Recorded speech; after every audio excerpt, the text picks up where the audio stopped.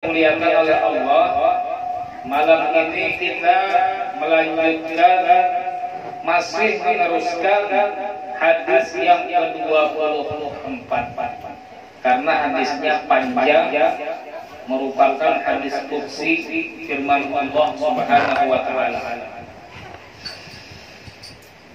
Allah Subhanahu wa ta'ala berfirman, ya ibadi, law anna awwalakum wa akhirakum wa insakum wa jinnakum qamu fi sa'idin wahidin wa sa'aluni fa'ataitu kulla insanin kulla wahidin mas'alatahu ma naqasa dhalika a'taitu mimma indi illa kama yang yusul mihyadu idza udkhila al-bahr. Wahai hamba-hambaku, seandainya orang-orang terdahulu di antara kalian dan orang-orang yang akan datang di antara kalian dan manusia di antara kalian dan jin di antara kalian, mereka berdiri pada satu tempat, kemudian mereka, setiap daripada mereka meminta kepadaku hajat-hajat mereka, kemudian aku beri setiap manusia apa yang dia minta, maka itu tidak mengurangi apa yang telah aku beri, kecuali sebagaimana menguranginya jarum ketika dimasukkan ke dalam laut. Maksudnya Allah ini berbicara kepada kita hamba-hambanya, baik manusia maupun jin. Karena yang disuruh Allah ibadah itu manusia dan jin. Yang masuk surga, yang masuk neraka itu karena manusia dan jin. Ma khalaqtul jinna wal insa illa liya'budun. Tidaklah aku menciptakan jin dan manusia kecuali untuk beribadah kepada Aku. Wahai hamba-hambaku, seandainya orang terdahulu dari Nabi Adam dan orang-orang di zaman kalian dan orang-orang yang akan datang sampai hari kiamat, baik manusianya ataupun jinnya, semuanya berkumpul pada satu tempat, kemudian semuanya minta kepada Allah agar dikabulkan hajatnya. Kita ibaratkan manusia mulai zaman Nabi Adam sampai hari kiamat berkumpul pada satu tempat, lawan jinnya juga seberataan berkumpul pada tempat tersebut, minta lawan Allah, ya Allah berikan ulun mobil, ya Allah berikan ulun pesawat, ya Allah berikan ulun rumah yang bagus, ya Allah berikan ulun HP, ya Allah berikan ulun kendaraan, ya berapaan minta hajat masing-masing. Mulai zaman Nabi Adam sampai hari kiamat, seandainya jangan dipikirkan bujuran, ini seandainya terkumpul berataan manusia, terkumpul berataan jin pada satu tempat, minta semua hajat-hajat mereka, maka kata Allah, kemudian aku berikan hajat-hajat mereka yang mereka minta tadi. Jadi yang minta mobil diberi Allah mobil, yang minta rumah diberi Allah rumah, yang minta kendaraan diberi Allah kendaraan, yang minta apapun Allah beri berataan permintaannya. Maka kata Allah, itu tidak mengurangi sedikit pun daripada apa yang aku miliki. Allah Tuhan Maha Kaya. Allah Maha Kaya. Jadi seandainya Allah memberi apa segala yang kita pinta, maka itu tidak mengurangi kekayaan Allah Subhanahu wa ta'ala. Kada berkurang sedikit pun, sebagaimana diumpamakan seperti jarum dimasukkan ke dalam laut, kemudian jarum tadi diangkat daripada laut tersebut, maka banyu yang menempel di jarum tadi itu sangat sedikit. Jarum yang masukkan ke dalam banyu laut, batu pian angkat jarumnya tadi, banyak yang menempel di jarum tadi sedikit benar Pak. Saking sedikitnya di pandangan kita tuh kada kelihatan bajunya, kecuali kita beristilah benar-benar apa memaraki jarum tadi hanya kelihatan bajunya. Kalau kita mulai jauh jarak semeter lah, kita masukkan itu ke baju, kita angkat, kada kelihatan sama sekali pengurangan daripada air laut tersebut. Begitu juga kekayaan Allah Subhanahu wa taala ketika Allah memberikan semua hajat hamba-hambanya, maka jangan kita pikir kekayaan Allah berkurang. Oh, Allah memberi mobil berarti berkurang kekayaan Allah, memberi pesawat berkurang berarti kekayaan Allah, memberi rumah berarti berkurang. Tidak berkurang sedikit pun kekayaan Allah Subhanahu wa taala. Oleh karena itu pian jangan ragu-ragu ketika minta lawan Allah. Kalau wae pikir bah habis sudah pun Allah karena ada habisnya. Jadi pian jangan ragu meminta kepada Allah yang memiliki segala-galanya, yang mana kekayaan Allah tanpa batas. Dan segala yang tanpa batas itu karena kekurangan. Segala yang tanpa batas itu kalau diambil atau dibariakan ada kurang sama sekali. Lain yang ada batasnya. Misalnya ada orang Haji Ahmad misalnya diuring jamatnya. Haji Ahmad misalnya berisi duit triliunan, inya sedekah akan 100 juta, maka duitnya berkurang. Ya kalau karena ada batasnya, walaupun inya sugih benar, tapi ada batasnya masih kekayaannya tadi. Ketika dibariakan 100 juta berkurang hartanya. Lain lawan kepemilikan Allah tadi, kekayaan Allah. Walaupun berataan hajat manusia, hajat jin berataan dikabulkan Allah, kada berkurang pun kekayaan Allah Subhanahu wa taala. Subhanallah. Maha suci Allah Subhanahu wa taala. Akan tetapi disebutkan di sini dalam kitab Syarah Al-Arba'in An-Nawawiyah ini bahwasanya ada sebagian yang ada batasnya, tapi yang ada batasnya kan asalnya tadi kalau ada batasnya kalau dibariakan atau diambil berkurangnya. Tapi ada sebagian yang ada batasnya, tapi ketika dibariakan malah bertambah. Ketika dibariakan atau diambil malah bertambah. Contohnya api. Dia kalau misalnya menghidupi kompor, pian hidupi kompor gas tadi sampai full, maka apinya tadi nyarah. Pian ambil dari api tadi, misalnya ada yang menyorong rokok, misalnya hidupi rokok, ada yang menghidupi obat nyamuk, ada yang menghidupi obor, ada yang menghidupi lilin dari api tadi itu, ada yang menghidupi lampu semprong, macam daripada api tadi itu. Api tadi itu berkurang kan ada. Api di kompor tadi berkurang kan ada berkurang sama sekali, malah bertambah. Dengan adanya tadi lilin disurung di situ, obor disurung di situ, apalagi dari itu macam-macam disurung di situ, malah api tadi bertambah banyak.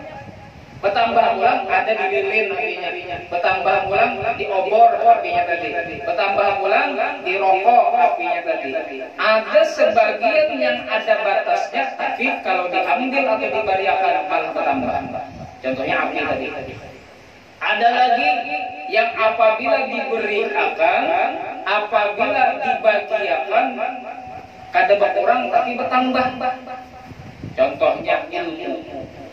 Pian kalau mengisi ilmu, kalau pian ajarkan ilmu tadi lawan orang lain, maka ilmu pian kada berkurang. Ulun ini namanya menyampaikan hadis Nabi Muhammad, menyampaikan yang ulun ketahui lawan pian. Ketika ulun menyampaikan lawan pian, ilmu ulun kada berkurang. Ilmu yang ulun sampaikan, ulun masih ada mengisi ilmu tadi. Dan pian malah mendapatkan ilmu yang seperti ulun diisi juga. Nah, ilmu apabila dibariakan kada berkurang. Malah ilmu ketika dibariakan bertambah. Jadi kalau pian bias ilmu itu diajarkan. Kalau pian datang ke pengajian, jangan pian aja yang bangga, jangan.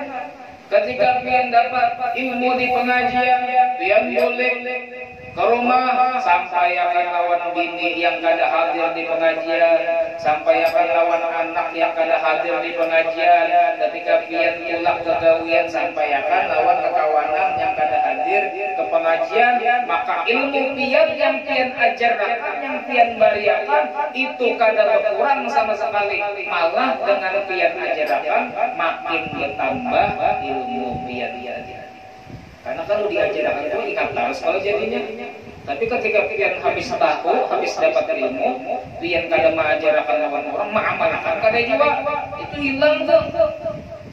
Nah, makanya jagalah ilmu kita, bahkan tambahlah ilmu kita dengan mengajarkannya kepada orang lain.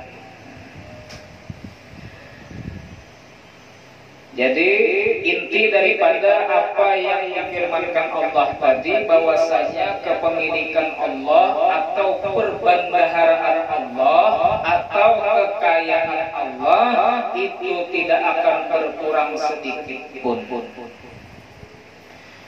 Kemudian ya ibadi innama hiya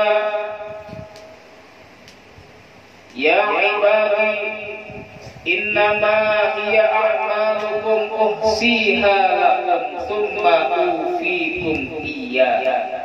Wahai hamba-hambaku, hanya saja itu amal-amal yang baik dan amal-amal yang jelek itu kata Allah aku jaga. Yang kalian lakukan itu nah wahai hamba-hambaku, yang baik, yang jelek itu aku jaga kata Allah. Artinya dicatat oleh malaikat, diingatkan oleh Allah, kena disidangkan ketika di akhirat. Malaikat Raqib Atid itu, ini banyak yang tidak tahu apa namanya Raqib Atid itu nama sifat, nama sifat. Jadi yang di kanan itu ngarannya Raqib Atid, yang di kiri ngarannya Raqib Atid juga. Ngarannya apa sifatnya Raqib Atid juga dua-duanya. Yang di kanan berisi sifat Raqib dan Atid, yang di kiri berisi sifat Raqib dan Atid.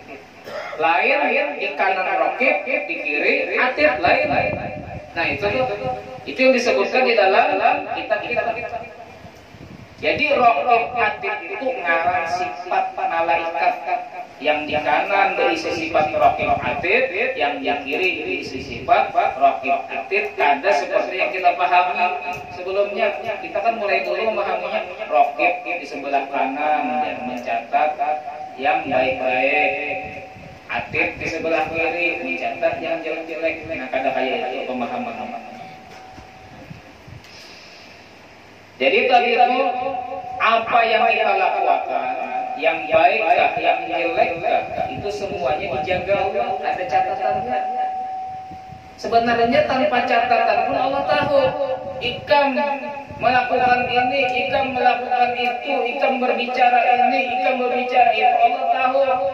Cuma dengan adanya malaikat-malaikat yang mencatat tadi, itu lebih menguatkan lagi.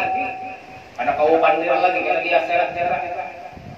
Kalau kau pandir lagi, nah ada catatannya lengkap, yang ganal kah, pahala apa, amal baik yang ganal, yang halus tercatat di situ.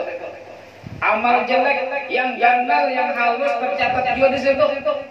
Sampai disebutkan dalam surat Al-Kahfi itu,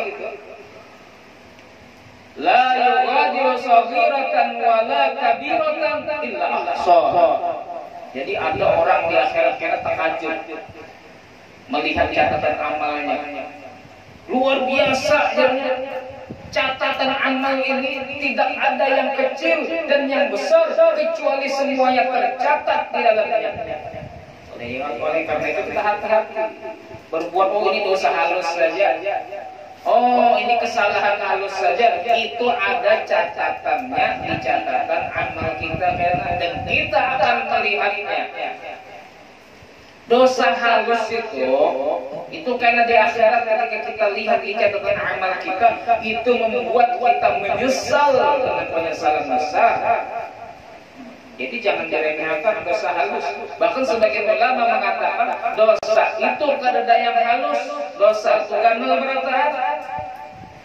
Kalau kita berpikir ada dosa halus, akhirnya karena hendak menggawi dosa itu meremehkan dosa halus saja. Coba anggap berata dosa itu ganal. Jadi kita takutan melakukan dosa kepada Allah Subhanahu wa taala. Yaumul qiyamah, hanya saja akan dibalas pahala-pahala kalian di hari kiamat. Sebenarnya kita masuk surga itu bukan karena dengan amal kita, tapi masuk surga dengan rahmat Allah. Barang siapa dapat rahmat Allah, ini masuk surga. Kalau kalian dapat rahmat Allah, walaupun hanya beramal banyak, kadang-kadang masuk ke dalam surga. Tapi segan apa kita beramal? Kita beramal segan apa? Sembahyang, mbah do, sunnahnya pulang sembahyang sunnahnya, bersedekah, membantu orang, itu pahala-pahala itu amal-amal soleh. Segan apa kita beribadah lawan Allah dengan ibadah-ibadah sunnah itu segan apa? Tujuannya adalah kita akan mendapatkan surga yang tinggi nanti di akhirat. Makin banyak amalan kita, makin tinggi karena surga kita di akhirat. Kalau amal kita sedikit, maka paling bawah karena di dalam surga Allah paling bawah. Orang berharapan itu masuk surga lawan Nabi Muhammad. Jangan ampuni dia sudah, yang penting masuk surga aja sudah, kata apa yang paling rendah kata apa asal kada masuk neraka. Ini cita-cita yang rendah. Hendaknya kita itu beratakan nih yang hadir di majelis ini, hendaknya harapan kita masuk surga lawan Nabi Muhammad sallallahu alaihi wasallam. Lihat karena kalau misalnya paling bawah surganya yang paling rendah karena iri lawan orang yang lawan Nabi Muhammad, ya Allah nyamannya babuhannya tuh padahal satu majelis juga lawan aku semalam kok berkumpul terus di majelis, tapi inya di surga lawan Nabi Muhammad, sedangkan aku paling bawah. Menyesal kan? Oleh karena itu sebelum menyesal, maka kita perbanyak amal, ikuti sunnah Nabi Muhammad supaya berkumpul dengan Nabi Muhammad. Jadi karena di surga yang paling bahagia itu orang yang terkumpul lawan Nabi kita Muhammad sallallahu alaihi wasallam. Dan kalau nasidin banyakin amal-amal, dan wayang ini kita tekankan lagi, cintai para zuriyah Nabi Muhammad sallallahu alaihi wasallam. Itu penting banget bagi akhir zaman ini, ketika banyak orang kada cinta lagi lawan zuriyah Nabi Muhammad, bahkan wani membentak zuriyah keturunan Nabi Muhammad, wani melawan, wani menzalimi, wani menyakiti, bahkan wani menginginkan supaya keturunan Nabi masuk penjara. Alhamdulillah. Harapannya jangan itu masuk penjara, mudahan busuk di penjara. Kita rusak kayak itu. Kalau harapan kita nih ya Allah, mudahan si Anu tuh Habib itu masuk penjara, busuk di penjara. Kayak apa Rasulullah mengetahui kehendak kita kayak itu, mengetahui hati kita yang kayak itu, mengharapkan cucu Sidin mendapatkan sebuah kezaliman, mendapatkan penderitaan, maka orang yang ini jauh daripada syafaat Nabi Muhammad sallallahu alaihi wasallam. Apalagi anak kumpulan Nabi Muhammad masuk surga gitu, ada orang lain anak kumpulan Nabi Muhammad parai. Jadi bujurkan hati kita lawan zuriyah Nabi Muhammad sallallahu alaihi wasallam. Kita berharap karena zuriyah Nabi Muhammad itu selamat, zuriyah Nabi Muhammad itu beruntung, zuriyah Nabi Muhammad itu hidup bahagia.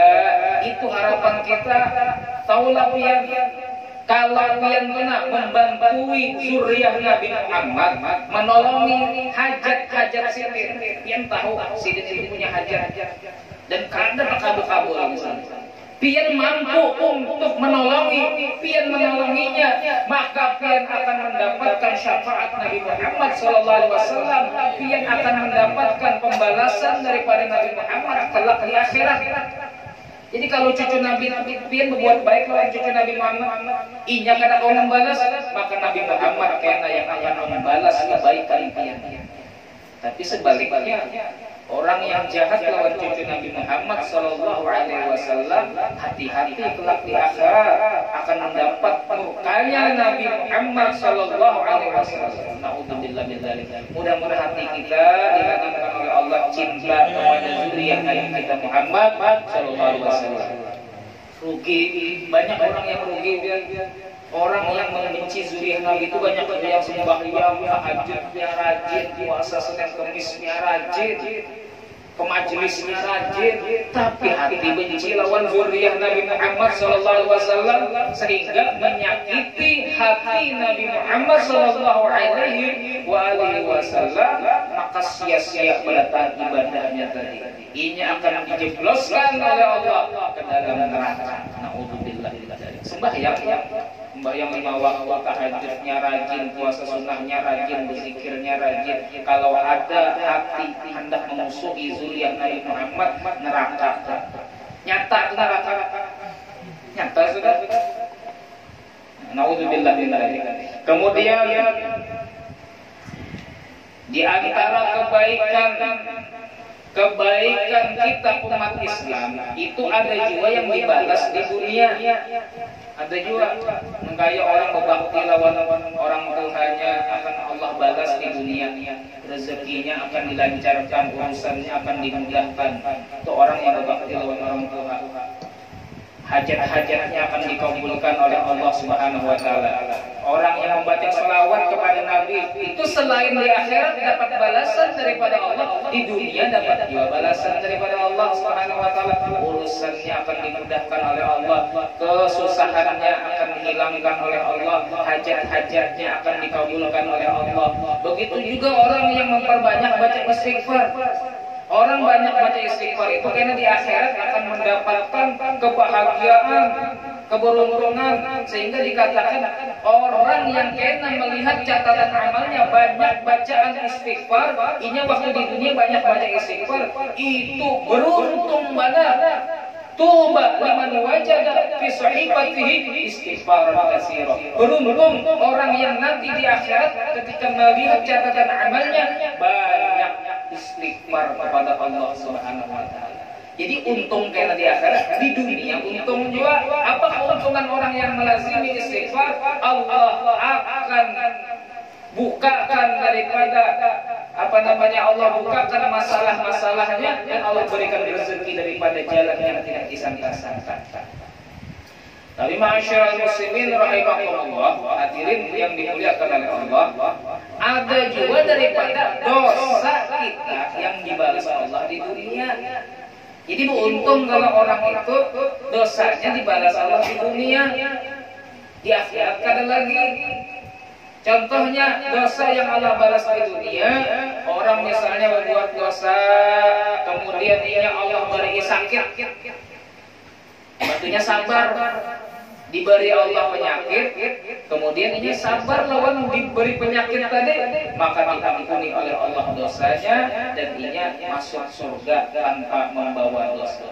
Jadi ada sebagian orang yang memang Allah balas dosa-dosanya di dunia supaya ketika ia mati habis dosa-dosanya. Makanya bagi kalian yang ada penyakit itu sabar ya, sabar. Itu ada pahalanya daripada Allah dan itu akan menebus dosa-dosa kalian. Tapi mudah-mudahan yang sakit disembuhkan oleh Allah Subhanahu wa taala. Karena memang sehat itu nikmat yang ganas. Sehat itu nikmat yang ganas. Orang sugih tapi kada sehat, parah ya. Sugih tapi kada sehat, parah ya, kada nikmat.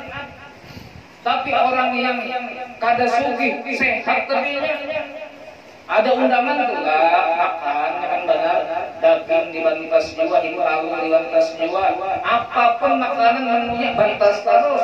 Oh, ini orang yang nikmat itu sehat. Wadah ya wajah bantas terus sehat. Jadi sehat itu nikmat yang ganda daripada Allah Subhanahu wa taala. Jadi mudah-mudahan yang diisi penyakit disembuhkan Allah, keluarganya yang diisi penyakit disembuhkan oleh Allah Subhanahu wa taala. Amin ya rabbal alamin. Dan hadirin-hadirat yang dimuliakan oleh Allah. Sedangkan orang-orang kafir itu kan ada yang baik juga. Kayak apa ini orang kafir yang baik-baik itu kesiannya bagaimana? Baik tapi masuk neraka. Maka Allah Subhanahu wa taala kadang menyia-nyiakan kebaikan orang kafir. Apabila orang kafir itu berbuat kebaikan, menolong orang, bersedekah dan lain sebagainya daripada kebaikan-kebaikan yang lakukan, Allah balas juga di dunia. Allah balas di dunia. Makanya orang kafir itu hidupnya nyaman-nyaman. Kenapa nyaman-nyaman? Karena Allah membalas kebaikan-kebaikan mereka di dunia. Jadi pas sudah meninggal habis sudah. Jadi Allah habis sudah, aku balas berataan kebaikan mereka. Jadi di akhirat kita membawa dosa aja lagi. Dosa kekafiran dan dosa-dosa yang lainnya, sehingga di akhirat nanti orang-orang kafir itu dapat azab lagi, karena dapat lagi balasan kebaikan mereka karena sudah Allah lunaskan di dunia balasan daripada kebaikan mereka. Jadi beruntung kita jadi orang Islam, beruntung yang tadi itu disebutkan tentang kebaikan kita ada yang dibalas di dunia lawan di akhirat. Di dunia dibalas, di akhirat dibalas juga. Kalau orang kafir berbuat baik di dunia aja dibalas, di akhirat kada lagi mendapatkan balasan daripada Allah Subhanahu wa taala. Faman wajada khairan, barang siapa yang mendapatkan amalannya itu baik, falyahmadillah, maka hendaknya dia memuji Allah. Maka apabila pian itu ahli ibadah, pian melakukan salat 5 waktu, karena bulan puasa pian berpuasa di bulan Ramadan. Ketika pian wajib zakat, pian mengeluarkan zakat. Pokoknya pian ini ahli ibadah lah, ketujuh beribadah. Maka kata Allah Subhanahu wa taala, pujilah Allah, ucapkan alhamdulillah. Alhamdulillah ya Allah, ulun pian jadi apa ahli salat. Alhamdulillah ya Allah, pian jadi apa ulun nyaman tadi berpuasa, kada mengeluh lawan ibadah puasa. Alhamdulillah. Jadi syukuri itu nikmat pian bisa beribadah itu syukuri. Apabila pian mensyukuri nikmat-nikmat ibadah kepada Allah, maka Allah akan tambah nikmat tersebut, tambah ketujuh pian beribadah. Dengan diucapkan alhamdulillah, disyukuri bujur-bujur itu nikmat ibadah kepada Allah. Karena dengan mensyukuri nikmat, Allah tambah nikmat tersebut. Orang sugih kalau ia syukuri tambah sugih. Orang bungas kalau ia syukuri, kalau bungas ini diam sudah dengaran tambah Tuhan, tambah keriput lain lagi. Orang hidupnya nyaman, pokoknya disyukuri, tambah nyaman. Itu cara menjaga nikmat dan agar bertambah nikmat kita. وَمَنْ لَمْ يَشْكُرِ النِّعَمَ فَقَدْ تَعَرَّضَ لِزَوَالِهَا. Barang siapa tidak mensyukuri nikmat, maka dia berarti telah membiarkan nikmatnya itu akan hilang nikmat. Iblis itulah. Iblis itu kan dulu ahli ibadah. Sampai-sampai setiap tanah di bumi ini itu berataan pernah dipakai iblis beribadah kepada Allah. Yang penduduk itu pernah dipakai tanah yang di bawah pian duduk itu pernah dipakai iblis beribadah. Berataan sebumian saking ahli ibadahnya iblis tadi. Tapi kenapa iblis wayah ini dilaknat oleh Allah Subhanahu wa taala? Menjadi orang yang kufur kepada Allah, karena iblis itu ketika Allah berikan inya keahlian dalam ibadah, inya kada bisa bersyukur lawan Allah, kada bisa mengucapkan alhamdulillah, ulun dijadikan ahli ibadah kada pernah. Jadi hati-hati orang yang ahli ibadah tapi kadang bisa mengucapkan alhamdulillah, kadang bisa mensyukuri nikmat tersebut, bisa-bisa nikmat yang tadi dihilangkan oleh Allah, kemudian akhir hayatnya dijadikan orang yang ahli maksiat. Jadi jagalah nikmat ibadah yang kita lakukan dengan mensyukurinya, dengan mengucapkan alhamdulillah. Sedikit lagi. Wa man wajada ghayra dzalika fala yalumanna illa nafsah. Barang siapa yang mendapatkan amalannya itu tidak baik, maka jangan menyalahkan kecuali dirinya sendiri. Jadi kalau ada orang amalnya kada baik, sembahyang kada bisa ya sembahyang cuma kada mau menggawe. Bisa ya, waktu harus dilajari sembahyang bisa cuma kada mau menggawe. Sama tuh ada yang memandangkan kalau orang tuh nggak paten itu misalnya berokok kan bisa ya mustahilnya kan bisa berokok. Siapa aja bisa berokok, cuma kadang-kadang menggawi. Masa cuma rokok diangkat, dimungkum, disedot, siapa kan bisa? Mulai halus dan mulai baik menyedot susu mama bisa ya. Jadi orang yang memandang ada bisa berokok mustahilnya.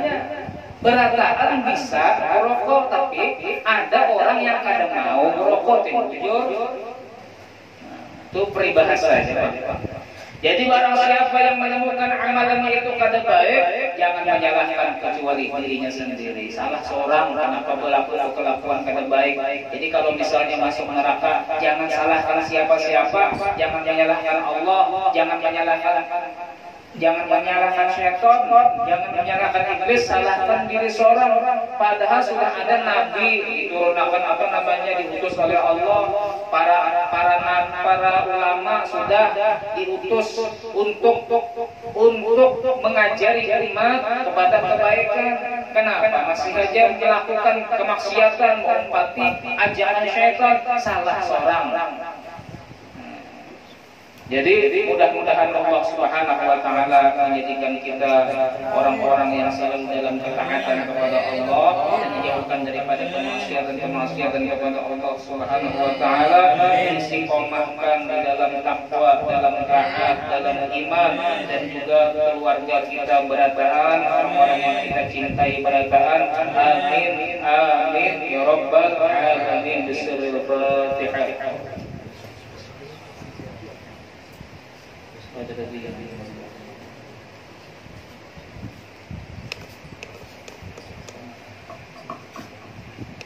Bismillahirrahmanirrahim. Alhamdulillahirabbil alamin. Allahumma shalli wa sallim ala sayyidina Muhammadin al-fatih lima wal khatim lima sabaq nasiril haqqi bil haqqi wal hadi ila siratil mustaqim wa ala alihi haqqa qadrihi wa miqdarihi al-azim. Allahumma salli wa sallim wal afiyah lana wa li jami'il muslimin wal muslimat min al-hadirin wal ghaib ya arhamar rahimin. Allahumma inna nas'aluka ziyadatan fid din wa barakatan fil umri wa sa'atan fil jasad wa sa'atan fil rizqi wa tawbatan qabla wa rahmatan 'inda al-maut wa maghfiratan ba'da al-maut wa 'afwan 'inda al-hisab wa amanan min al-'adab wa nasiban min al-jannah warzuqna an-nadhar ila wajhika al-karim. ربنا هب لنا من أزواجنا وذرياتنا قرة أعين واجعلنا للمتقين إماما. ربنا تقبل منا إنك أنت السميع العليم وتب علينا إنك أنت التواب الرحيم. ربنا آتنا في الدنيا حسنة وفي الآخرة حسنة وقنا عذاب النار. صلى الله على سيدنا محمد النبي الأمي وعلى آله وصحبه وسلم. سبحان ربك رب العزة عما يصفون وسلام على المرسلين والحمد لله رب العالمين. قل الله منكم إنا منكم تقبل